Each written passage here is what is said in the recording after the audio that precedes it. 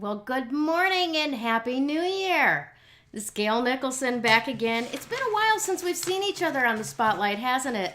I apologize for that. I've been working about this amazing summit, putting it together that we're going to be having in a couple of weeks, and that has been taking up an awful lot of time.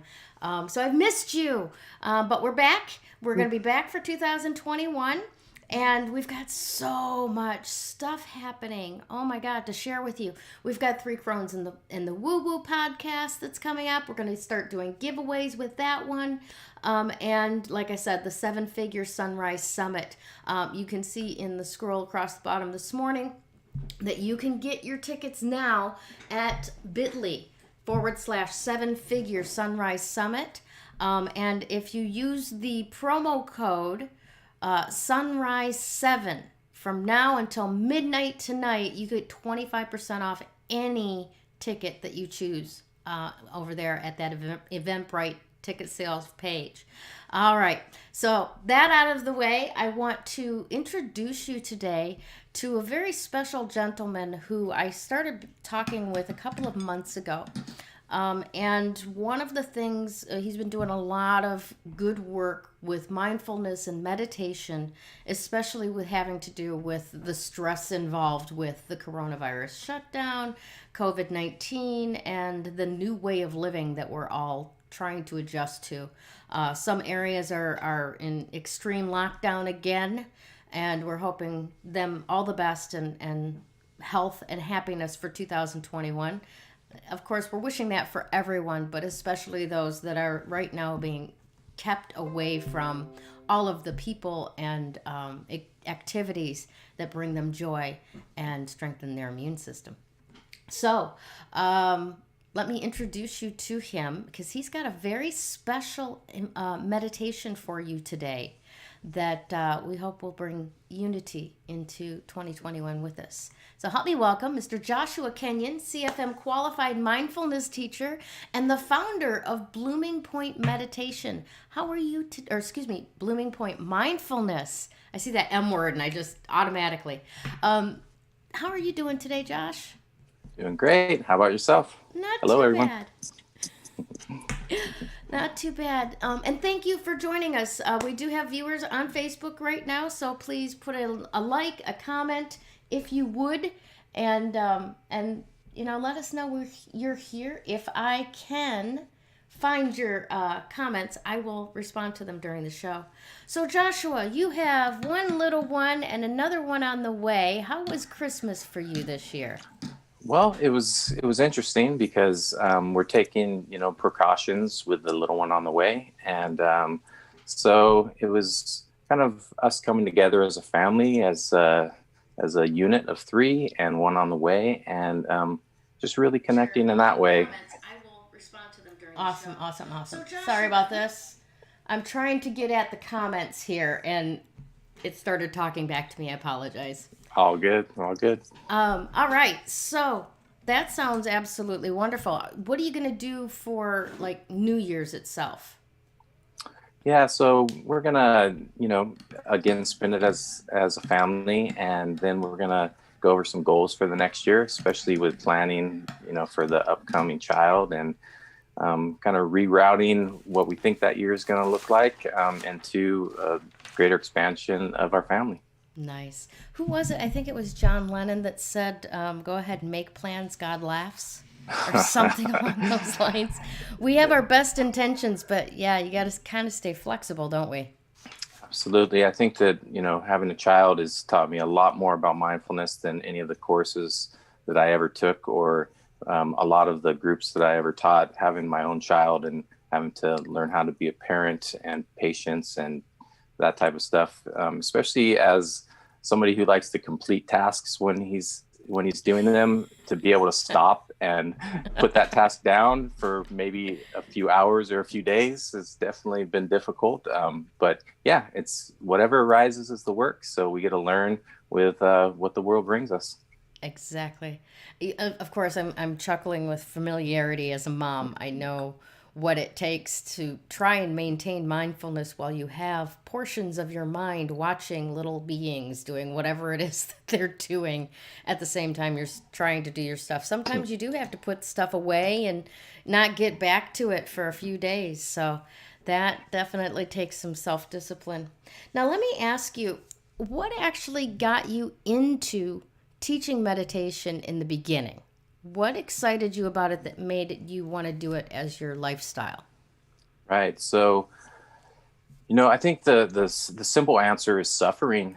I went through my own suffering, my own dark night of the soul, had a spiritual emergency that I resisted, and it got worse and worse and worse. And the energy and the anxiety that was in me, I ran from it, and went through, all the things that you shouldn't do when you're trying to get well. And so, went into chemical dependency, drugs and alcohol, all those types of things to try to calm this anxiety and the stress and the suffering. And it worked for a little bit, and then it didn't work at all. And then it got very, very bad. And so eventually I had to take a look at that, and it was more of a bottom than anything that made me take a look at it. I wasn't smart enough or strong enough to do it, out of my own volition and will. And so one of the times I was in a hospital, a doctor just in passing mentioned a book on mindfulness, and that changed my whole life. He mentioned a book called Full Catastrophe Living by Jon Kabat-Zinn, and so I read the book, watched some videos by Kabat-Zinn, and decided to take a 8-week mindfulness course with the intention of stopping taking anxiety medications by the end of it. And within three weeks of taking that 8-week course, I was off medication. It wasn't easy. I still had panic attacks, almost daily. Still had high anxiety, but I just learned resilience. I built resilience and learned how to be with it instead of run away from it. And because it changed my life so much, just kind of how the universe works, I was given the opportunity to teach others in addiction treatment. And so I started teaching people kind of informally at first, and it was having a positive effects. And the people who were running that company at the time saw that it was helping the clients that were there. And so they gave me an opportunity to do that more and more on a more formal basis. And so at that time I went to, I did the training to become a certified Center for Mindfulness, qualified mindfulness teacher. And then also did school for drug and alcohol counseling, so I could meet the clients where they're at and really serve them. And so over a 4-year period of time working in addiction treatment, during that time I did a lot of other stuff in addiction treatment. I actually became the executive director of the company for a little while as well, overseeing 3 different facilities. And I taught mindfulness in 5 or 6 different facilities over that time as well, groups. And really just kind of had to throw the MBSR program a little bit out the window in those facilities, just because when I tried using it, it wasn't meeting the clients exactly where they're at. And so I had to kind of tailor it, use the basic principles and the foundations, but had to kind of tailor it more and more so it was client-centered. And by doing that, I really distilled down this process to things that could help people with high anxiety and panic attack almost immediately. And so the majority of the people have positive success with it. Some people, it's not for them, though. It's, there's not a one-size-fits-all for everybody. And I definitely encourage people with severe trauma and stuff to have some other modalities involved if they're going to, use the methods that I present. That's awesome. Now, take me back just a second. You said an acronym, MS something B, guidelines that you kind of rewrote or modified. Right. So MBSR, it's a mindfulness-based stress reduction. That's kind of Jon Kabat-Zinn is actually more or less the founder and creator of that modality. And it's an 8-week program that has a very specific curriculum. And the reason that they have that specific curriculum is so they can scientifically study it and verify the data.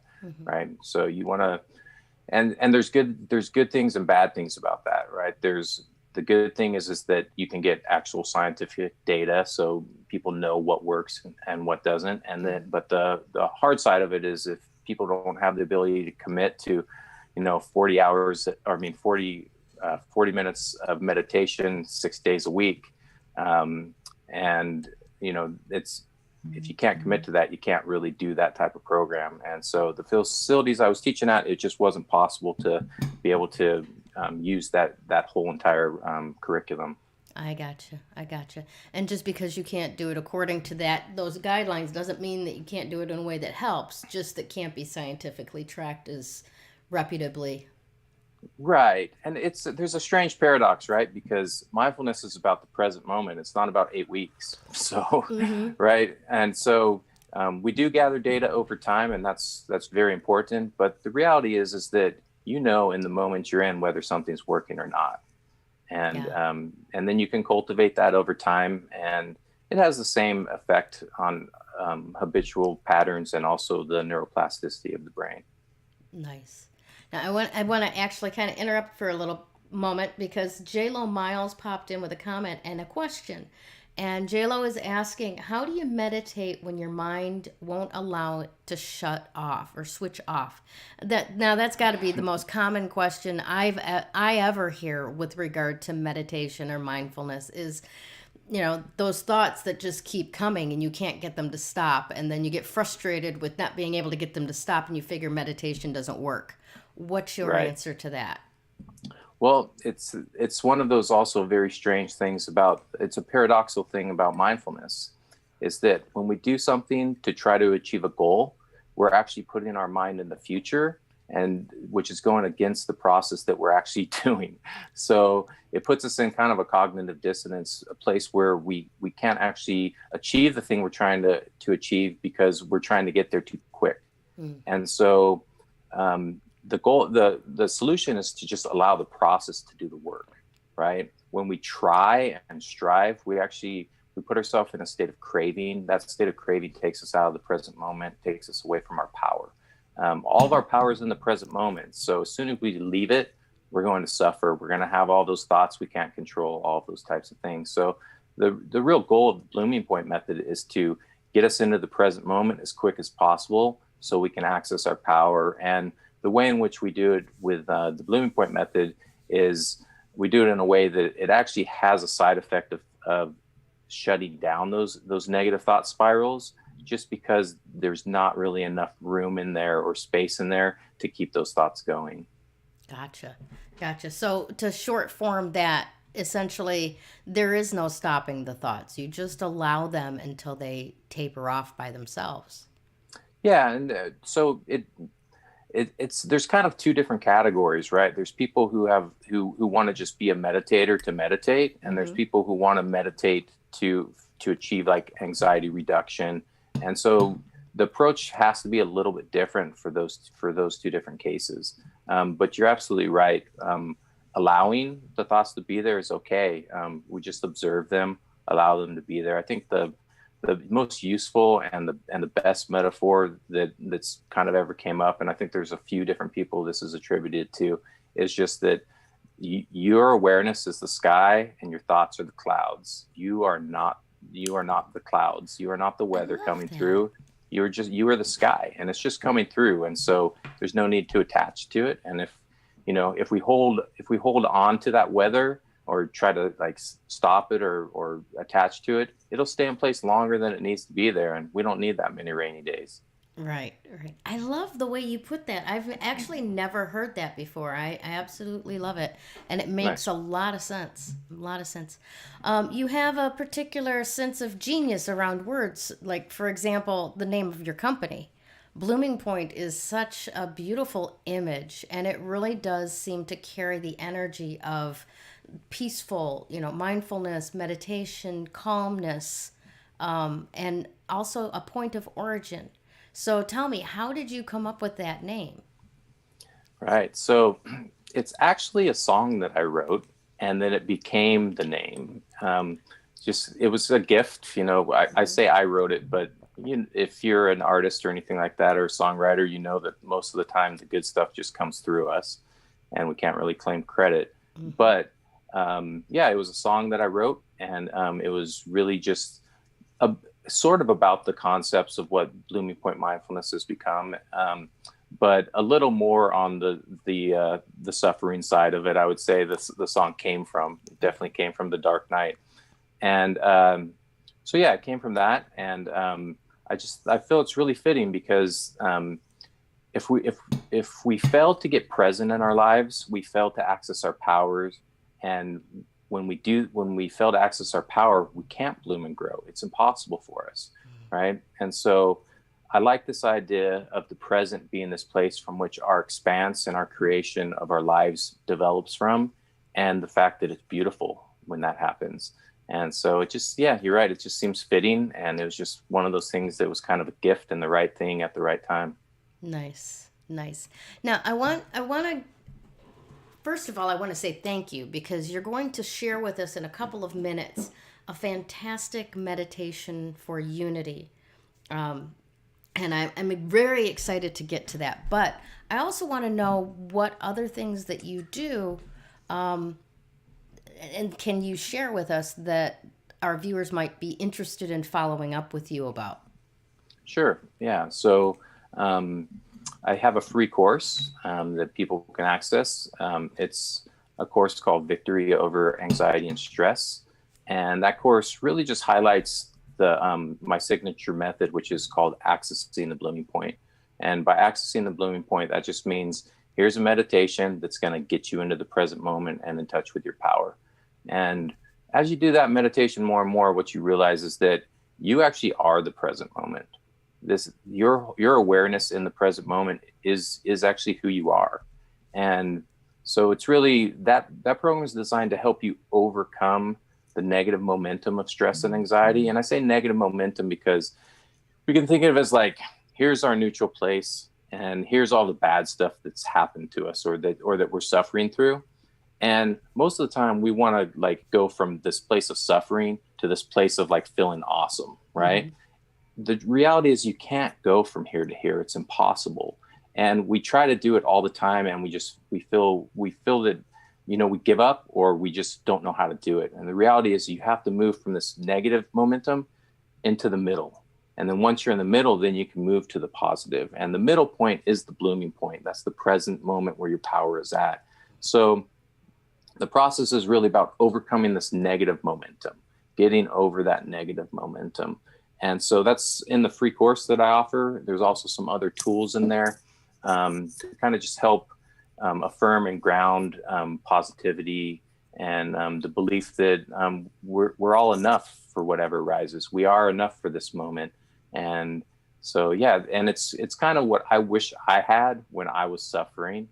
And so that's my gift to everyone. And then if that works for you, there's also another program that's called Mellow Made Easy, and that's the one that helps you go from here to over here, Nice. to gain the positive momentum. And so, yeah, those are the things that I've created. They're more or less the distillment of my 4 years in teaching groups in addiction treatment and what works and what helps people the best. Very nice, very nice. And for all of our audience, that the link to get that free course is in the description on this video. So by all means, take advantage of it. Check it out and see what Josh has to offer. We have a couple more questions actually. JLo came up with a follow up saying, "But my feelings are like waves in an ocean that I struggle to swim in." And I'm going to give you an opportunity to answer that, but my off the cuff answer is float. Just float. Nice, nice. And what would That's you say, beautiful. Joshua? So yeah, we're emotional beings. That's what we're triggered and we respond and we react that way. And so the the main point of mindfulness in that aspect is to really learn how to get present, so we're not stuck in those waves. And once you're present, then yeah, sure, you can float. The So there's different emotions that we actually want for our past, present, and future. And once we learn how to get in alignment with those emotions, then we can actually let go of the negative emotions. But the first step is always to get present, to always be with them, to allow them to be there. If we're resisting them or fighting them, they're just going to stay longer. Mm-hmm. You know, the definition I give of anxiety and stress is resistance to or unacceptance of the present moment, whatever that may entail. And there may be all kinds of things that you believe you're justified in resisting, but it's not those things that are causing it. It's your resistance to those things. And so emotion is the same way, right? We have to be able to be with them when we can, but you also have to trust your own, you know, we don't know the history of every person who comes in contact with our information. So it's very important that people trust their own natural wisdom. Mm-hmm. You know, if you have some trauma or something like that, then my advice might not be the best for you as well, just because I don't know how intense those emotions are and what you should really do with those. So my advice would be to really find out where the edges are. Mm-hmm. What are the edges? Is the aversion something that you're just doing out of habit to those negative emotions, or is it something you're doing because you absolutely need to self-soothe because it's too intense to deal with in the moment?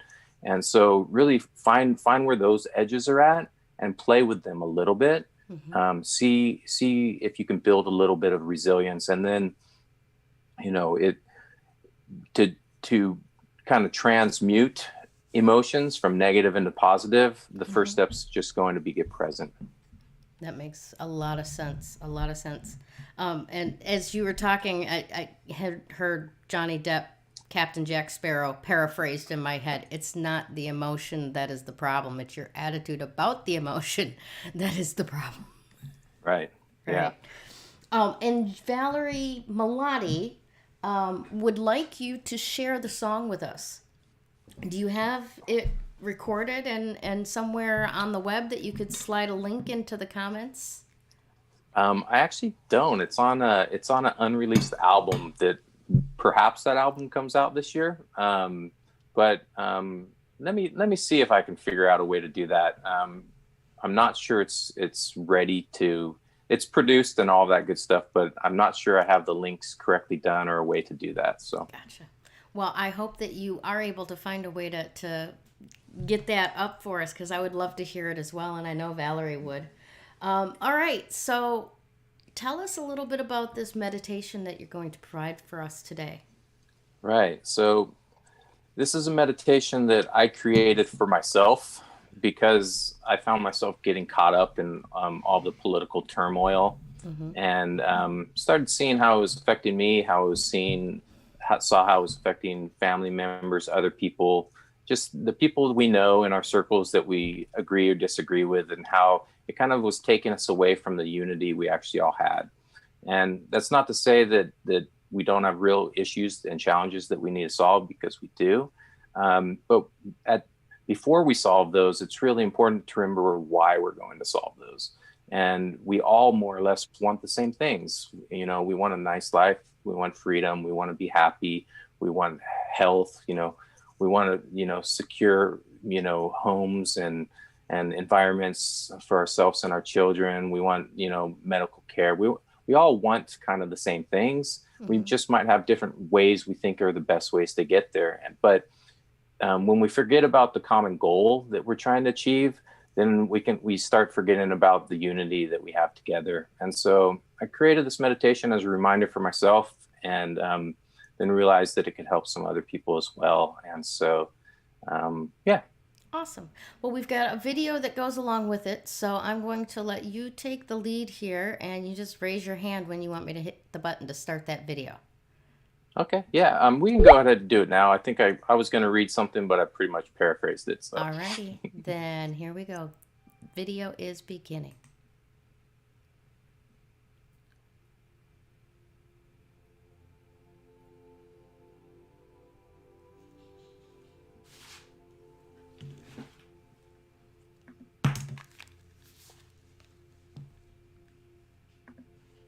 I accept that there are infinite possibilities. You have one My job is to away. keep open my heart. I choose to focus on possibilities that unite rather than divide.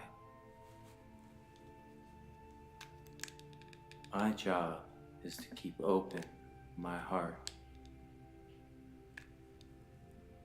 I will not allow others to use my emotions against me to create division. I speak and act compassionately towards those who are coming from a divided place. My job is to keep open my heart.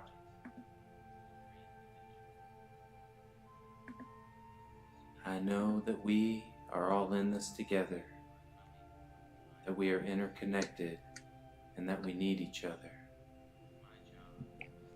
My job is to keep open my heart. As I choose to see others as my human family that I love.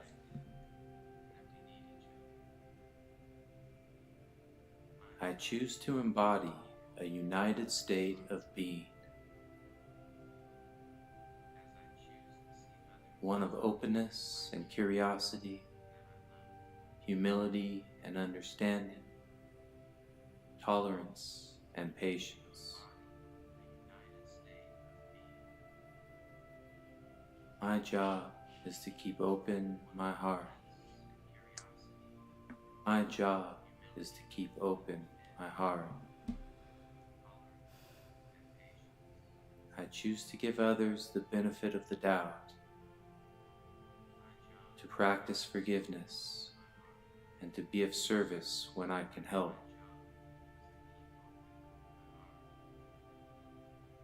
My job is to keep open my heart.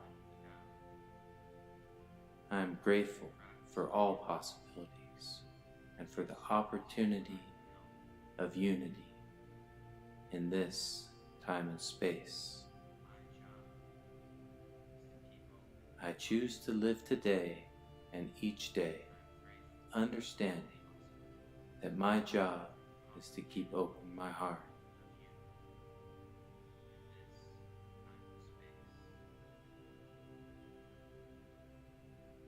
I am perfect and whole when I see others as perfect and whole. My job is to keep open my heart.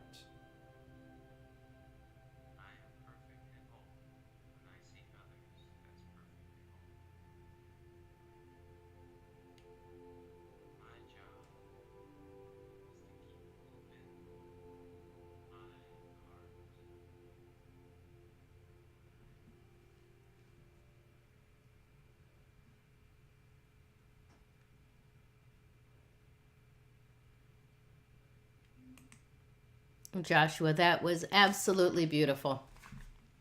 Thank you. Thank you so much for sharing that with us. Oh, let's hope that this actually helps. I mean, I know it will for the people who are actually watching. And for those of you who are watching, you can use the link in the description as well to go and get this, like save it to your own YouTube so you can watch it whenever you'd like. I think it would do well for me, at least for the next week, to be listening to this as I'm drinking my tea in the morning. Definitely, there's a lot that can pull us back into where we've stepped out of, still going on. So, when did you create this meditation? It must have been a couple months ago, maybe a month and a half ago, something like that. Um, Maybe longer. Yeah, it's with a toddler, time is a very strange thing, especially especially when there's not a lot of outdoor activity that social activity that can happen like it would normally happen without a pandemic. So Yeah. yeah, it's time's a strange thing right now. Hopefully we all get back to coming together and celebrating the lives that we have and enjoying the things that bring us together. From your mouth to God's ears. I concur. I accept. I expand everything that you just said. That's phenomenal. All right, so let's tick this off for the people that are still with us. They can go to bloomingpointmethod.com and Correct. sign up to receive information from you, correct? Right. So bloomingpointmethod.com, they can go there, join the mailing list, and they'll get access to my free course. Awesome. And then you can also go to the link in the description and get a copy of this wonderful meditation that you just shared with us as well. Is there anything else, any final words that you have for our audience before we send them on their way into a whole brand new year? Well, just keep going. This coming up year should be a lot easier than the last year, but we're gonna have some challenges there as well, and we can all learn from what arises for us. So I just like to always say, whatever arises is the work, and if we resist it, we'll have to learn it again later. So we might as well walk through it in awareness and kind of align ourselves to the vision that we want to have instead of resisting the vision we don't want to have. Beautiful. Thank you so much for spending some time with us today and your gifts to our audience. And thank you also for all the work that you have been doing over the last how many years with people recovering from drug addiction, alcohol addiction, and people who are just looking to be a more peaceful being in this world. Your touch has not gone unnoticed or unappreciated. And I know that I'm speaking for other people that I've never even met when I say that to you. Thank you, Gayle. I appreciate that. And thank you for having me. You've been a great host. Made it very easy for me to be here.